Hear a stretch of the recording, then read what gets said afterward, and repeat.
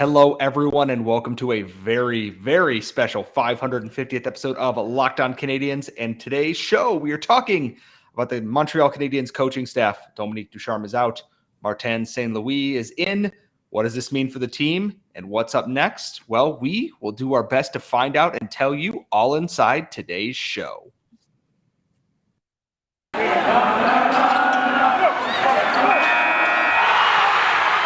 You're Locked On Canadiens, your daily podcast on the Montreal Canadiens. Part of the Locked On Podcast Network, your team every day.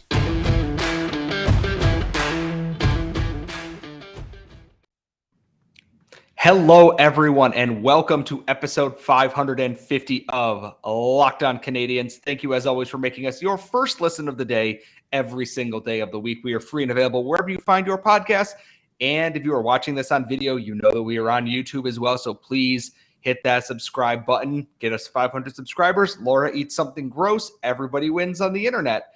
I am one of your hosts. I am Scott Matla, and I am joined, as always, by the active stick, Laura Saba. Laura, today has been a day of days in a season of days, and they finally did the thing, maybe a week late, but Dominique Ducharme is out as head coach of the Montreal Canadiens. And how are you feeling about all of this? I am surprised, partly because we never thought this would happen. A large part of it is because Jeff Gorton, in his first press conference as his VP of whatever, I'm calling him the coach for the GM position. He said that there would not be a coach firing this season. So you've got to look at that, and you've got to look at the fact that the Canadiens are trying to get a first round pick. They are literally on the shame for Shane train. How bad do things have to be in order for you to get fired? Now, this is something that fans have been calling for a long time, and understandably so. We've seen a lot of people get really frustrated in our YouTube comments as well. They've been frustrated. People that interact with us are very frustrated because the on-ice product, not only was it not getting results, and if you have a roster that's missing most of the key pieces that you would need for a team, or most of the key pieces that are part of your team, that's understandable that you would underperform. But the way that they were underperforming was really, really, really difficult. And so at the end of the day, they had no choice. We talked about this yesterday. You talked about it on Game Over with Andrew Berkshire yesterday as well, that at some point, the Bell Center is going to want to start filling seats. There has to be some excitement. We want losses because we want that first round pick, but there has to be some excitement. It can't be an abject disaster. It can't be something where halfway through the game, you've already allowed 6 goals. Like, that is ridiculous. That is insane. How many times have the Habs done that this season? There's so many games like that. And so when you have that, and understanding that also the goaltending is not performing up to par, you literally cannot have that. The Canadian, can you remember the last time the Canadiens won a game? It was against Dallas, right? Yeah, I almost forgot, and I thought the last time they won a game was that shootout against Philadelphia, which is how bad this has been. I'm like, they've gone 2 months without a win, and then I'm like, this season's been historically garbage. That sounds about right, and that's how bad it is. 8 wins. Colorado almost doubled them in a month. In 1 month, Colorado almost doubled the Canadiens' wins. And yes, losing is fine when you're going for Shane Wright and picks and trading pieces off and retooling on the fly, or rebuilding or restructuring, or, prenuptialing, or whatever we're calling this now. That's all great. But if there's no progress for this team and there's nothing to build on, and you don't know who sucks, who's good, who's injured, who's tired, who has COVID, who sprouted a third arm in between periods because someone spilled something out on St. Catharines, it doesn't matter, and the coach just isn't getting results. It looks like the team, I don't want to say tuned him out, but there's no adjustments. There's no semblance of structure to this, that young guys who are playing well are playing 8 minutes a night, and Mike Hoffman's playing 16 minutes. There's no accountability. And that's the biggest thing here, is that Dominique Ducharme, for all of his wrinkles, did get thrust into the middle of that pandemic season, taking over for Claude Julien, got the team into the playoffs, barely, mind you, barely, upset Toronto, swept the Jets, was out with COVID, and it was still came back, helped them finish off that series against Vegas, and they made their first cup final since 1993. I'm not going to take that away from him. When the situation was tough in the playoffs, he did it. Like, he helped get them there, and I know a good chunk of that is Carey Price and guys going on heaters and Nick Suzuki and Cole Caulfield and Nick Suzuki doing things that they do. But you have, 23 wins and 60 losses as a head coach? It's not good enough. And for the Canadiens, we no longer have Marc Bergevin as the general manager. Getting by is not acceptable to this fan base. They got to taste the summit there where the Stanley Cup is. A lot of this fan base hasn't had a chance to do that. It's unacceptable to come in and then just not have a plan and say, well, the other team was opportunistic. They scored 7 goals. They're the New Jersey Devils, not the Avalanche, not the Lightning, not the Panthers. The New Jersey Devils scored 7 goals on you, and your answer was they were opportunistic. And I think if you're Jeff Gorton and you're Kent Hughes, you look at that and you go, okay, we're done. We are past the Rubicon here. This has to end. And for the sake of the season, with the trade deadline now firmly in their windshield view here, you have to know who's going to be good, who's going to be bad, who wants to stay, who are you riding with here. And I do think when we talk about Martin St. Louis in the next segment, he's the guy for that and what that entails. But Dominique Ducharme he didn't have the answers. And we all should have known something was up when Luke Richardson was the one talking to the media this morning and not Ducharme. I'm not going to dance on his grave of being fired. He did bring us to the Cup final. There were some moments that, that entire run was important. But at the end of the day, it's about winning. And if you're not winning games, you're not an NHL quality coach. And then you got to go, especially when you're the Habs and you spent all this money and you're not getting results. I completely agree with you. I also think that there's something to be said for adjustments and attempts. And Ducharme wasn't doing any of that. Even if it was crazy ideas, he wasn't trying them. Even if it was something completely out there, he was just trying the same thing over and over again and waiting and blaming it on the players. And I think we're going to talk about this in the next segment, obviously. I think that also had a large part with him being canned, because how are you supposed to get an accurate read on what talent you have on your roster, what potential you have on your roster, what you have to build on, if they're not performing up to their own base standards? We're talking about players that are wildly underperforming, not just slumping this season. The only person on this team who's slumping is Nick Suzuki, because he's not as brilliant as he always is, even though he's still brilliant, right? Cole Caulfield, wildly underperforming. Jeff Petrie, fans are running him out of town. Like, that's how bad it is. And so when you take players like that, like Caden Primo is playing like a sieve, yes, he's not ready for the NHL, but he's not that unready for the NHL. Everybody's underperforming, and everything is the same night in and night out. Every lineup decision is the same. Everything has you scratching your head.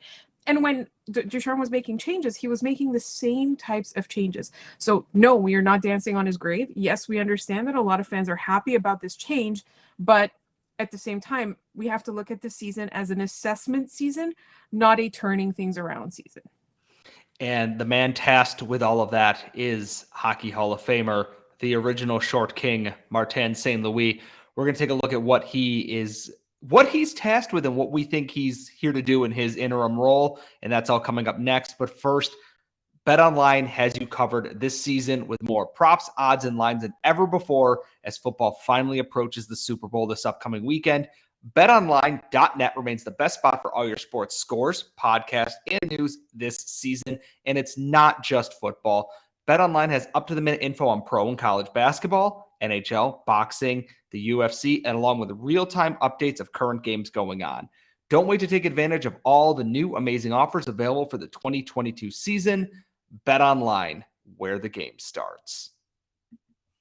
And thank you, as always, for making Locked On Canadiens your first listen of the day every single day. Please check out the Olympic Hockey Daily, brought to you by Locked On NHL. It's a bonus podcast covering all the action from Beijing. You can find it in the Locked On NHL feed. It is free and available wherever you find your podcasts. Now to the bigger news, I guess, of the day is that not only did they fire Dominique Ducharme, they said they were going to name a coach later on, and many people thought, hey, maybe this is a more permanent hire. They've been talking with someone. I saw Jim Montgomery's name mentioned. Bob Hartley was mentioned. Guy Boucher was mentioned. And then out of nowhere was Martin St. Louis, who has no professional coaching experience, which not great. His one job in the NHL, besides being a player, was as a power play consultant for the Columbus Blue Jackets for half a season under John Tortorella. And then he is coaching an under 13 AAA Pee Wee team. And that is where we are at. And my first thought is, well, they're bringing in a former player. And when they've had a former player behind the bench with Kirk Muller taking over for Claude Julien in the bubble, they played really well. When Luke Richardson was behind the bench, when Dominique Ducharme went out, they played really well. You've got Martin St. Louis, a guy that some of the players on this team have played against in their careers. I'm pretty sure Jeff Petrie has. I'm pretty sure Ben Sherratt has. I want to say Jake Allen has. Carey Price knows him very well from the Olympic teams. Brendan Gallagher, yeah, from the 2014 playoffs. This is a guy who is very well respected by his peers, who are now, I don't want to say his understudies, but his players. He's coaching them now. His charges. Yes, let's go with that. I almost said employees, and I'm like, no, that's not right. They're Jeff Molson employees technically, but it's a very interesting hire. It's outside of the box. It is not a recycled coach. It is not a former coach. So all your Alain Vigneault jokes, I saw all of you. Look at me here. I saw all of you. Why would you do that to Laura and myself? Why have we wronged you that way? Have you taken down their names, Scott? Oh, I have a list of it's somewhere, but it has a bunch of words that start with F that I can't put on the podcast or we're going to get an explicit rating. So Dan, Kelly, I love you both. You're fantastic people. Never do that again. It's interesting, but I'm here for it because Elliot Friedman on Sportsnet tonight mentioned that Martin St. Louis is here because Gordon and Hughes both trust him to see who is helping this team and who is hurting this team. Who should we be keeping and who can we pack their bags, drive them to, is it Trudeau Airport in Montreal? Send them there or send them to Billy Bishop. And no, Billy Bishop is Toronto, isn't it? I know my Canadian airports, folks. I'm very good at geography and just ship them out of town. And if that's all he's here to do in a half season, they're not going to get worse. They're literally historically bad. They're the worst team in the NHL. I don't see a downside to it. And I think with Martin St. Louis, his entire career was built off of his insane work ethic and never settling for anything. He always wanted to win. And I think that's something this team needs instilled in that, is that there are nights that you look at them and they're just defeated and they're tired and it doesn't look like that. Martin St. Louis isn't going to let them do that. And before I pass this over to Laura for a second, in my soccer fandom, they fired a well-respected guy who brought from Aston Villa, brought them out of the championship, the second tier, back into the Premier League, helped them survive for a year, and then got them to their highest finish in quite some time. And then this season, it wasn't working, and they sacked him, and they brought in Liverpool legend Steven Gerrard, who some of these players have played against before, and the turnaround is remarkable in that you see the effort where it wasn't. And I can't help but think it's very similar to bringing in a Martin St. Louis and kind of trying to spur this team here. It's like, hey, if you're not going to play for a coach, play for a coach who is a player that you know what you're going to get here. And I'm here for it, honestly. Across the board, I'm not saying he's going to make them into a playoff team. If he does next year, that'd be awesome. But I get what they were thinking with this.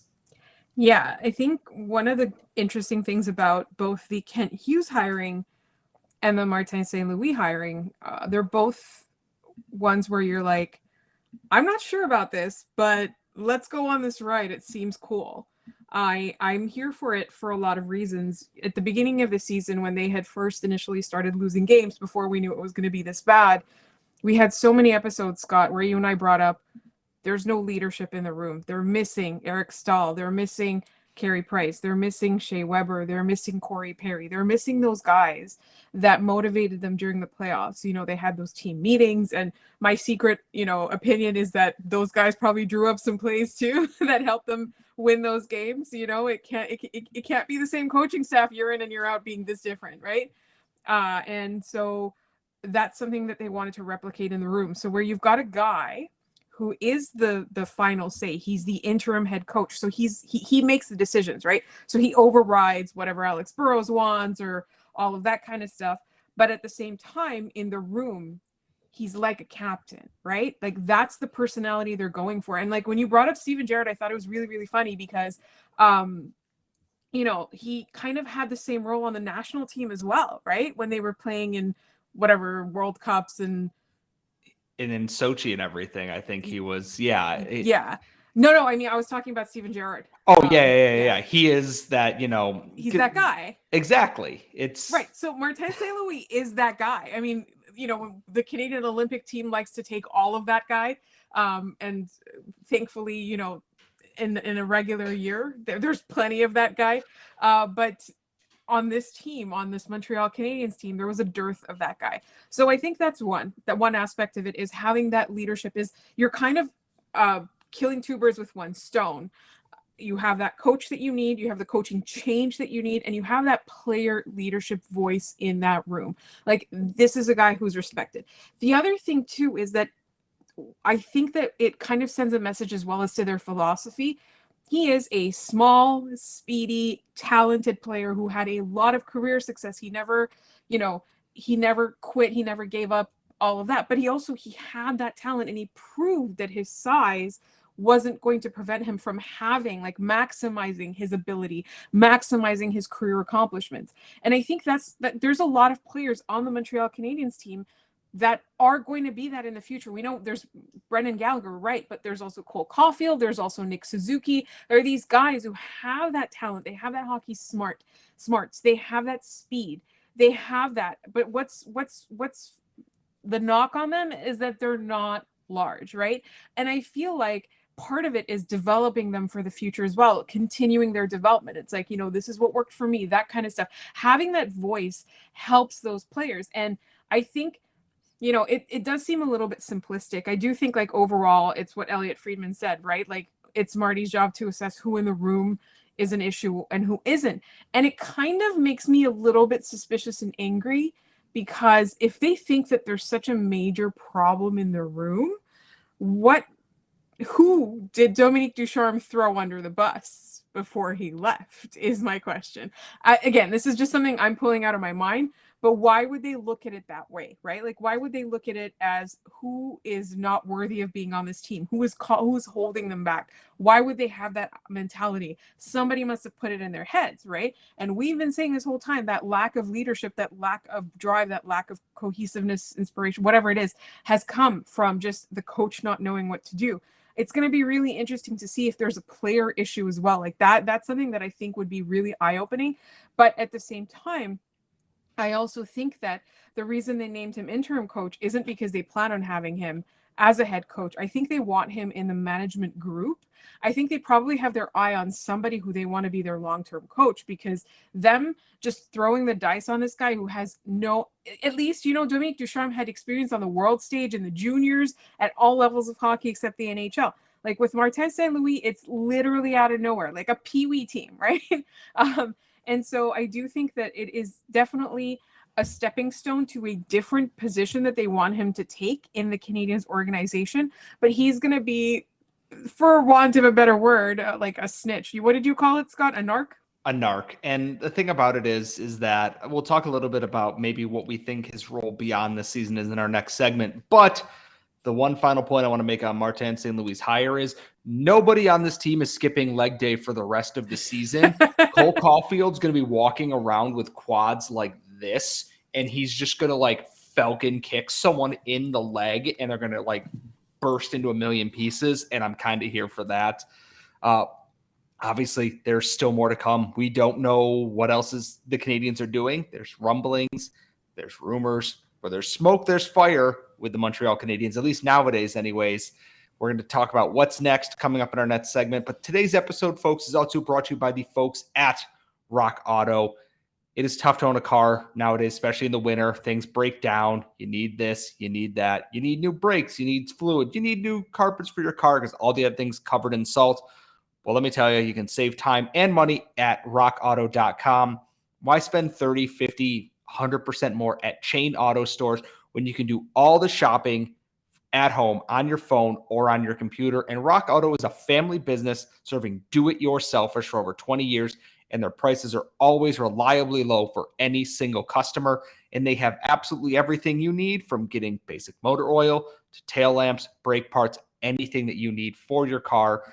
Go explore their easy-to-use website and find the solution to all your auto part needs. And when you go to rockauto.com right now, see all the parts available for your car or truck. And when they ask, how did you hear about us? Write Locked On in that box so they know that we sent you. Amazing selection, reliably low prices, all the parts your car will ever need. rockauto.com.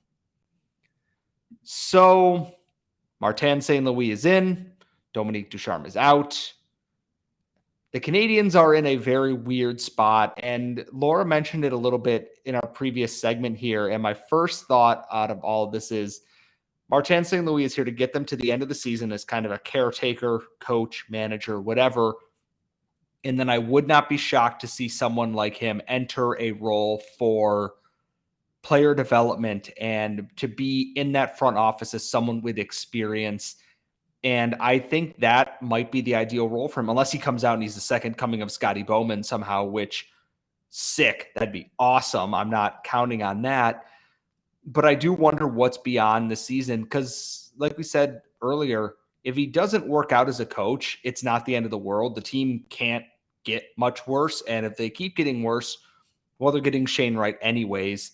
So I do wonder if his future, even if it's just through the end of the season, lies in the front office, where right now I believe it's just Rob Ramage and Francis Bouillon who work as in player development. I'm not sure if there's other hires. I haven't fully looked over the website today. I needed a nap after all the news, to be quite honest with all of you.